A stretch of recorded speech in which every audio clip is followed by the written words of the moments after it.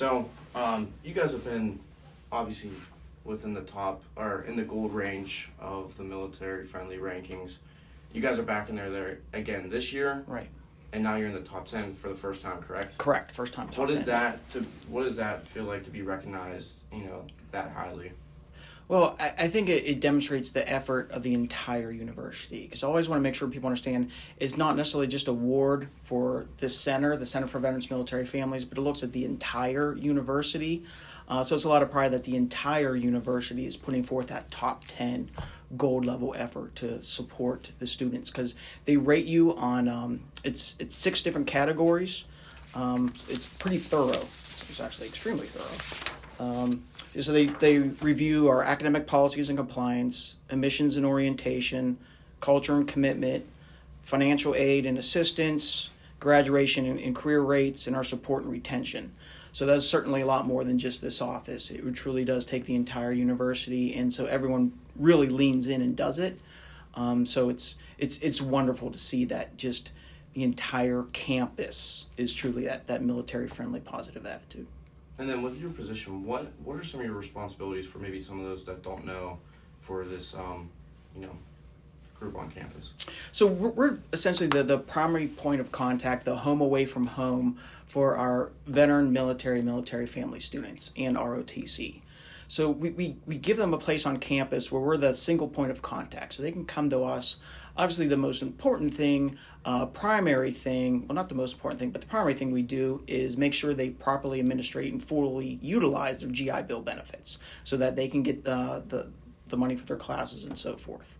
And which was 2 years ago, we started where the post 9/11 GI Bill has levels. You kind of start out at 50% benefits, and then you move all the way up to 100% benefits, depending on the amount of time you have on active duty. The challenge is most of the units, actually nearly all of the units in Pennsylvania are Guard or Reserve. So they have a hard time hitting that 100% active duty level. So what we started is 2 years ago, any student who hits that 50% level can get their bachelor's degree for free here at Robert Morris. And so that really opened up and is life-changing for especially those at the surrounding bases. So we connect them to their GI Bill or like DOD military benefits. But bigger picture than that is truly a transition assistance, especially for the veteran and military students that are going for that transition from military to civilian, because the military is an immersive culture.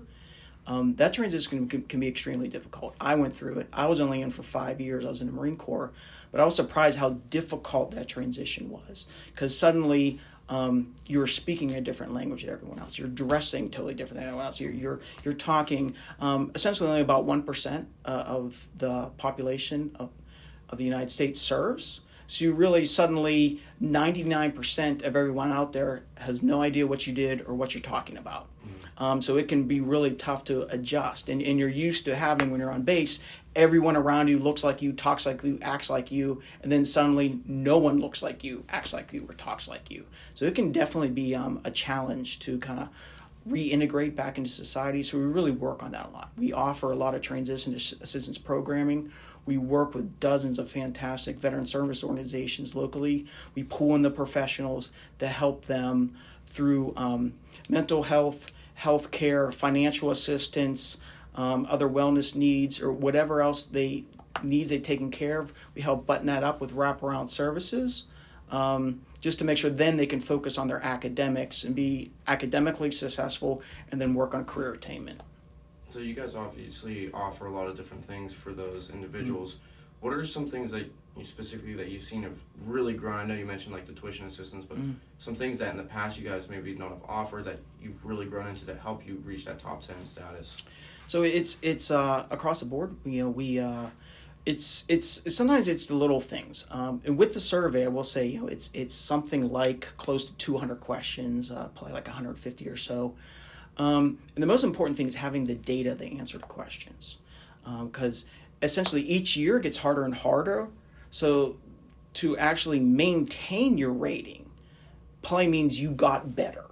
Because if you kind of stay stagnant, only offer the same services, eventually your rating will start going down. So realistically, even if we maintain gold, that meant we would have gone better. So if we, by moving up the top 10 demonstrates, we actually went above and beyond what we were doing the year before. And sometimes it's little things. Sometimes it's merely getting down to the granular data where we can split out. We work very closely with like our IT department. Perfect example of how we work with everyone on campus. So we can get down what's the graduation rate of our Guard and Reserve students versus our military spouse students. Kind of get down to level so we can properly answer all those different questions. That really helps. A lot of schools can't do that, maybe because of their size or maybe, again, they don't have the relationships across campus that we have. So being able to answer all the questions really helps us, because if you leave something blank, not only do you get a 0 for it, you actually lose points towards your rating. So the more questions you can answer, the better. And that helps us, because if I can understand by looking at the granular level data, if I can see, wait a minute, our actual veteran students are maybe performing well, but our military students aren't at something. Well, wait, why? How can I get in front of that? How can we address that? Or maybe our military family students are having troubles where other ones are not. We can then instantly address that and kind of put measures in place. An example, the one thing we did is, for example, we worked very closely with the registrar's office, and we had our deployment policy adjusted so that normally is this, let's say the service member, Guard and Reserve, get called to active duty and has to deploy. We make it very easy for them to step out of the school and then come back. But we extended that to the spouse or dependents, because we realize maybe if the service member deploys, but maybe the spouse or the child is coming here to RMU, that may cause such a hardship that they're just not going to be academically successful. So we allow them to step out as if they were the service member and then come back in easily. And again, that's just addressing, finding the needs that, hey, the spouse or dependents may need those additional services too. And we really try to be very friendly to the spouse and children, because they are part of that military family. They are serving alongside of the service member. They have their own needs. And again, they're kind of immersed in that culture too.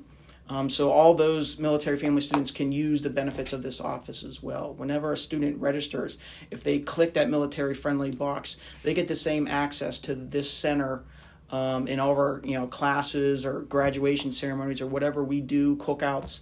They can come and attend those just as much as an actual veteran or service member could. And obviously you talked about you need to do different things to help you continue to grow. Anything else that you're looking to implement that would be new to help you guys for next time around and just growing in the future?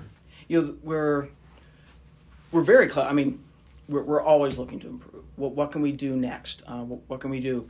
And we're again constantly looking at the needs. I attend a lot of meetings, a lot of groups with the bases, different veterans organizations, identifying the needs out there. That's where we identified the shortfall of the Guard and Reserve members not being able to hit that active duty time.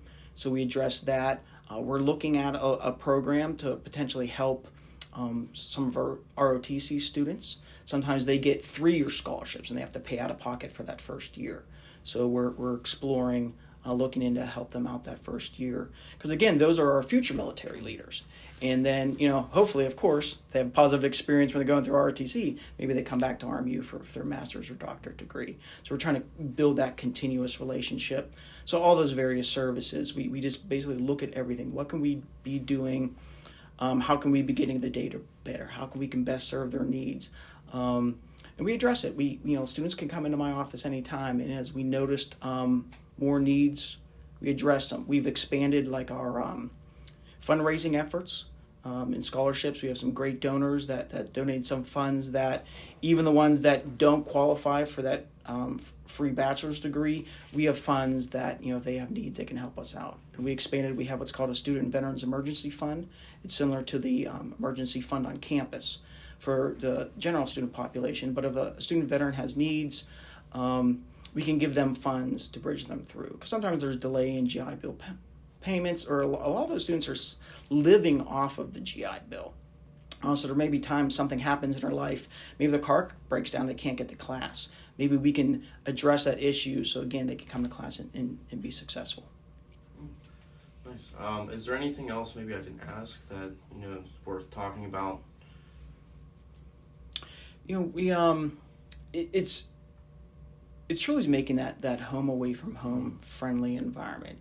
It's more than just processing the work. It's really building relationships with the students and leaning in.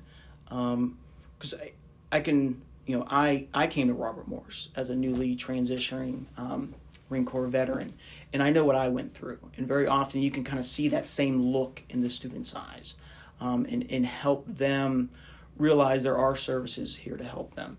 This is a very friendly environment. How to, unfortunately, veterans and service members have a really hard time asking for help. That's kind of like a no-no when you're in military service. So when you get here, we're constantly having to try to get in front of their issues, have them come to us first. Don't wait till you failed 3 tests, come to us when you get to first, or don't wait until you're 3 months behind on your rent. Come to us before you're even late 1 month. And just working with them, building those relationships, and knowing the students. Where you can see, hey, normally this person's jovial, but today they're down and out. What's going on? How can we address that? And for example, the one thing we have here, we're one of only 4 schools in the state of Pennsylvania that have this. We have a position for actually a VA healthcare counselor here in the office. That position's open right now, but we're looking very soon to fill that again. And so that person can provide mental health care, do one-on-one to address maybe needs with PTSD or so forth, as well as just general issues, because a lot of these students are coming back to school for the first time. So just how to de-stress before finals, or how to calm down before an interview.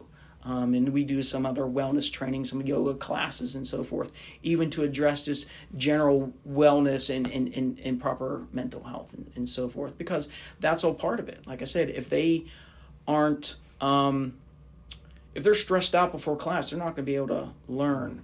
Simple, people wouldn't understand, like for a veteran, let's say maybe was in Iraq and had to deal constantly with roadside bombs. While they're driving to campus, if they hit a big pothole, that could trigger a lot of emotions for them and put them in a totally different frame of mind than perhaps you hitting a pothole on the way to school. And that could probably put them off the. But then what we encourage the students is come to the center first. Relax, get a free cup of coffee, have a snack, print off your paper in the computer lab, and then kind of get your mind in the right space so that then you can go to class and really immerse yourself in your academics.